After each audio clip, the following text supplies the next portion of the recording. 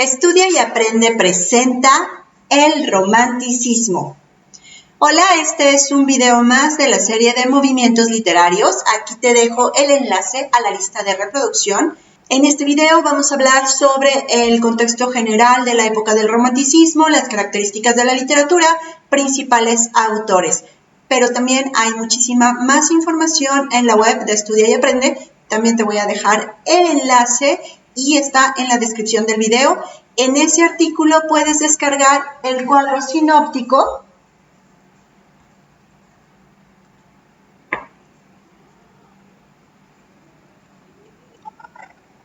En ese artículo puedes descargar el cuadro sinóptico, el mapa mental que tenemos aquí para cuando necesites estudiar, pues puedas organizarte mejor. Y además ahí hay más ejemplos sobre las obras de esta época y más autores. Primero, el romanticismo empieza a finales del siglo XVIII y dura a unos años, los principios de años del siglo XIX. Acuérdate que a partir del neoclasicismo ya no están tan definidas las fechas, no es como en la época de la literatura clásica de Roma y Grecia, que dura mucho tiempo las mismas características del movimiento literario. A partir del neoclasicismo, todo esto avanza y cambia rápido. De hecho, aquí vamos a ver varios factores que influyen tanto en la literatura neoclásica como en la literatura del romanticismo. El neoclasicismo, el prerromanticismo, el romanticismo pueden parecer movimientos literarios que prácticamente van uno sobre otro y a veces no alcanzamos a definir si un autor es de una época o de otra. Los cambios empiezan a darse más rápidos y por eso las fechas pueden cambiar de acuerdo a diferentes autores, de acuerdo a los diferentes autores estudiados. Yo te voy a dejar aquí en la descripción del video y en el artículo de la web los enlaces a las fuentes consultadas de donde se obtuvo la información para realizar este video. El romanticismo surge en Alemania, ahí con el Sturm und Drang, no sé cómo se pronuncia esto muy bien. Este movimiento alemán inicia como las bases de todo el movimiento romántico. Este movimiento propugnaba por una creación fuera de las normas. Recuerda que venimos del neoclásico, venimos de la época en donde lo que importaba era la razón, las reglas, el pensamiento, el desarrollo de la intelectualidad y donde se dejaba de lado los sentimientos y las emociones.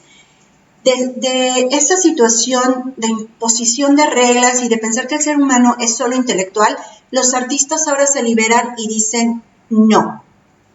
Vamos a escribir sin reglas, vamos a escribir como la emoción nos dicte, vamos a reflejar toda nuestra humanidad, porque ¿sabes qué? Tus reglas no funcionan, tus reglas no me resuelven la vida y resulta que tengo miedos y tengo angustia y tengo sentimientos que quiero expresar. Y entonces empezamos con esta etapa del romanticismo. También es muy importante señalar que antes del romanticismo los artistas normalmente dependían de un mecenas. Esta persona les daba dinero y los mantenía, no tanto que les diera dinero, sino que prácticamente los mantenía como si fueran parte de su servidumbre para que crearan obras, tanto los pintores, músicos y los escritores. Pero a partir del romanticismo, con todos los cambios de la revolución industrial y de la declaración de independencia en los Estados Unidos, todas las situaciones sociales que ahorita vamos a ver, el artista deja de tener mecenas y por primera vez es un ente independiente que puede hacer lo que quiera con su obra, que no está bajo las órdenes de la persona que le da de comer. Entonces también esto va a llevar a que los artistas manifiesten cosas que no se habían atrevido a hacer en las épocas anteriores. Contexto. El contexto histórico general, partimos de la Revolución Industrial, la independencia de las 13 colonias, la Revolución Francesa y la represión española. ¿Qué pasa con todos estos movimientos? La Revolución Industrial permite el uso de máquinas, el desarrollo del capitalismo y crea a todo una clase social que ahora es el proletariado. Hay que hacer una aclaración también muy importante. El movimiento romántico no es que se dé en todos los estratos y en todas las clases sociales. Normalmente los autores románticos y las personas que han estado al tanto del arte no son el pueblo, porque el pueblo está luchando por comer, por sobrevivir día a día.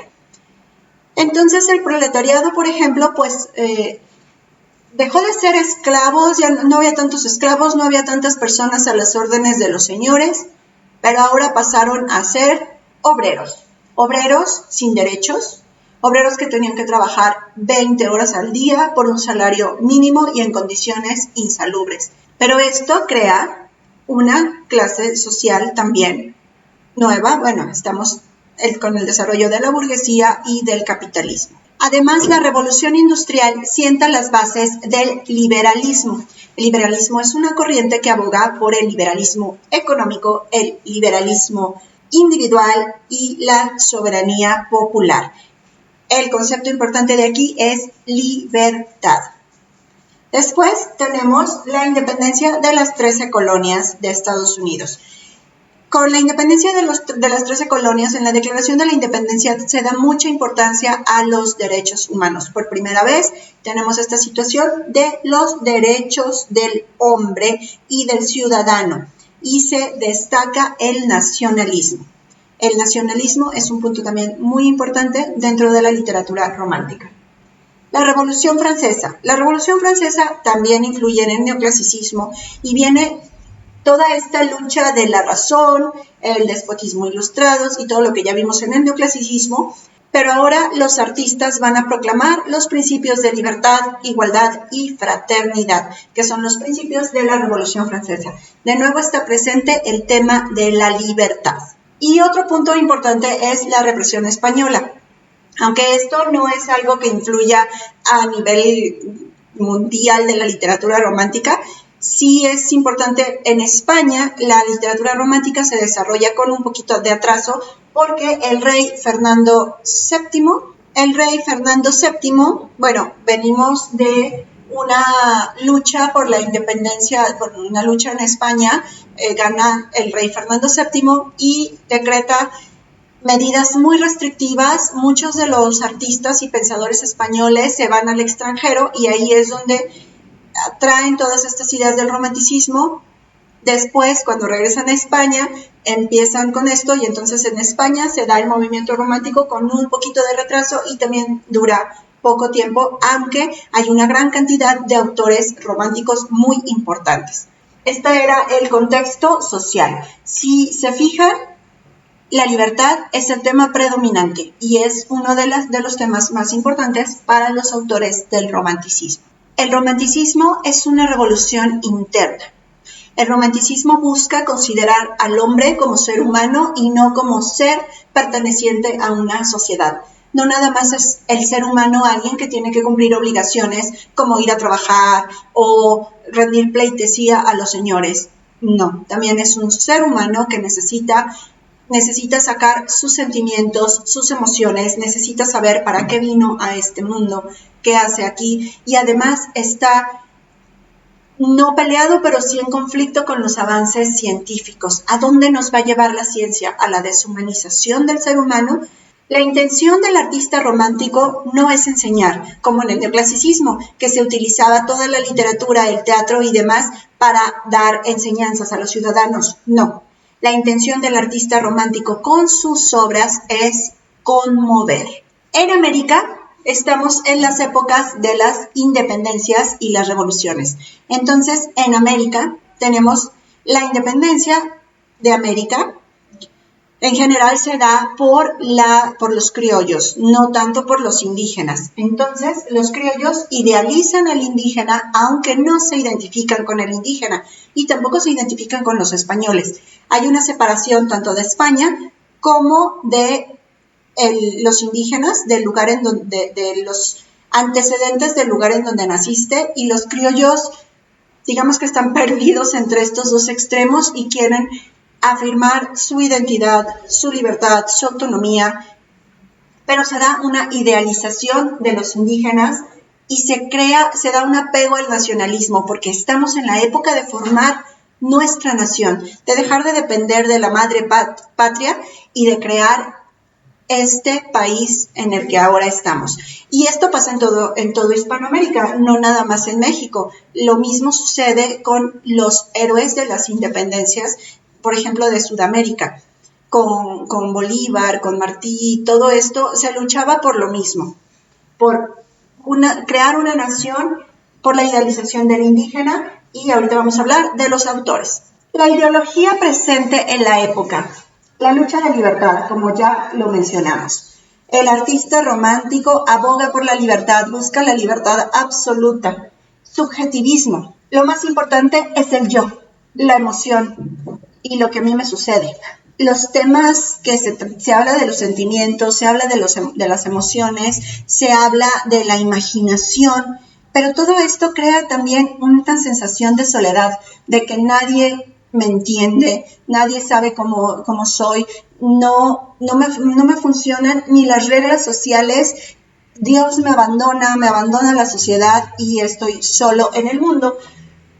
Por eso nos lleva esto a la evasión, a querer escaparnos de la realidad, y se escapan a través de la evasión, de ir al pasado, de pensar que la Edad Media fue mejor, de buscar en las tradiciones y de buscar en el pasado un lugar mejor en el que estar, hasta la evasión de la muerte y el suicidio. Todo se idealiza. Se idealizan las tradiciones, se idealizan a los héroes, se idealiza la vida.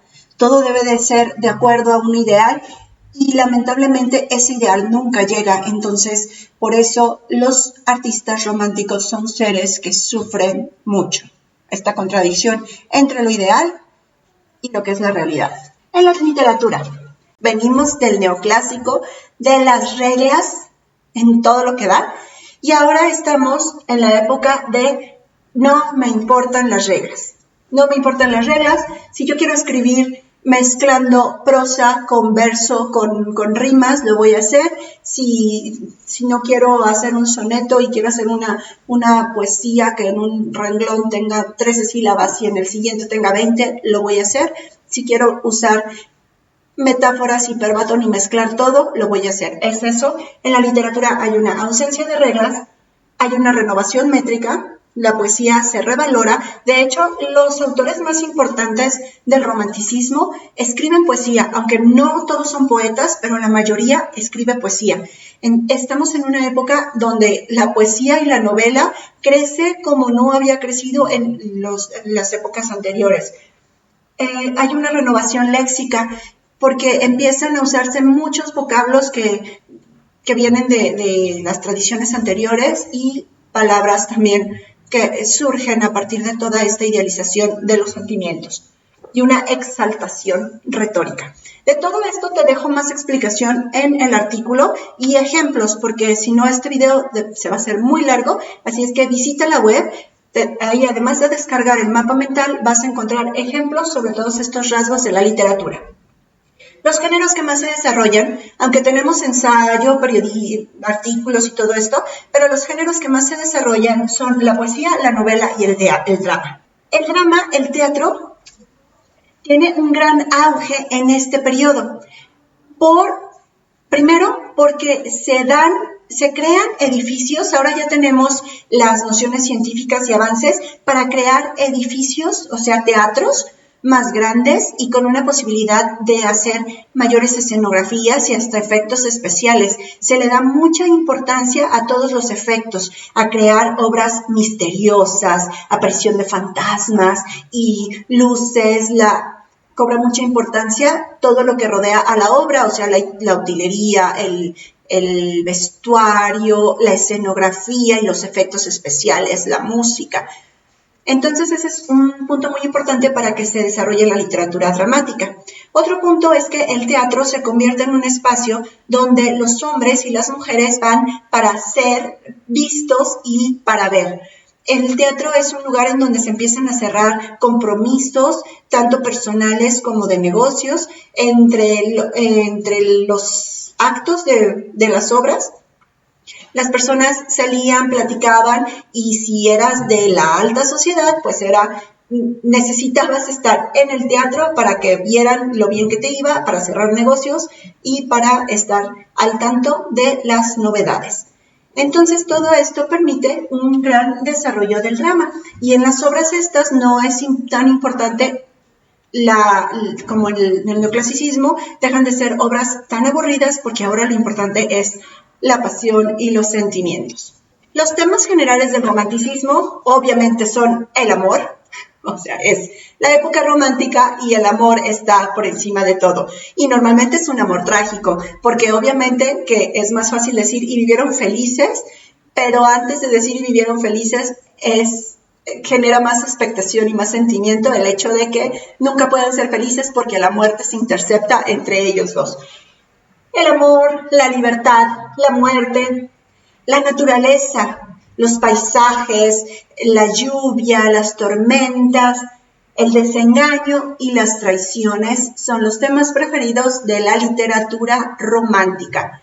El ser humano y sus preocupaciones más básicas. Dentro de los autores importantes de este periodo, Espronceda, José Zorrilla, Becker, Mary Shelley, Lord Byron, Walter Scott. Vamos a hablar de algunos de ellos. Por ejemplo, José Zorrilla. José Zorrilla es el autor de la obra de Don Juan Tenorio y probablemente has escuchado hablar de Don Juan Tenorio. Así es que no va a ser tan difícil que identifiques los elementos de la literatura romántica.